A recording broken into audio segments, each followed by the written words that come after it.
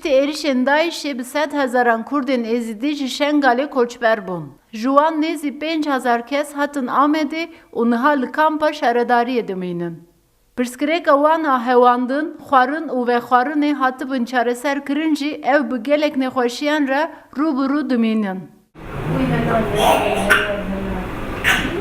Yek ji wan nexweşan jî Rêzanê Pêncmehî ye. Navê nexweşiya Rêzan Aysel e. Ji milyonek kesî tenî 3 kes bi wê nexweşiyê dikevin û ev jî niha yek ji wan kesan e.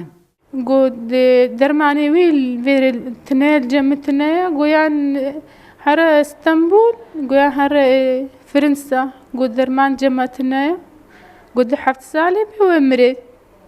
Daxwaziya me pîkaribêj me re bike. Çavê wan maçî dikim.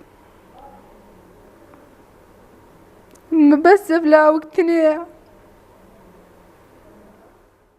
Diya Rêzanê Piçûk dixwaze wî bibe welatên Ewropayê û tedawî bike. Lê bijîşk dibêjin tedawiya wê nexweşiyê tune ye. Ji bo Rêzan bikaribe heta 10 saliya xwe bijî, divê şert û mercên jiyana wî baş bin. Ji bo wê jî pêwîst e carekî din ve negere kampê.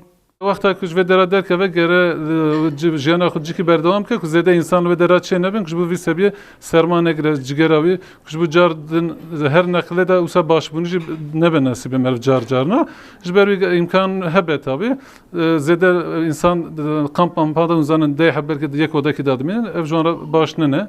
Dayık Leyla Smokî dema ji êrişên Daişê direve ji welîdîna wê re du meh dimîne. Dema tê Amedê duwelî de û Rêzanê Piçûk li kampê tîne dinyayê. Rêzan ji bo bikaribe çend salê din jî bijî hewceyî alîkariyê ye. Rêzanê Piçûk her roj li ber çavên dê û bavê xwe wekî gulekî diçilmise. Ji bo ku Rêzan bijî pêdivî bi alîkariya dewlemendan heye. Gönül Morkoç, Rûdaw, Amed.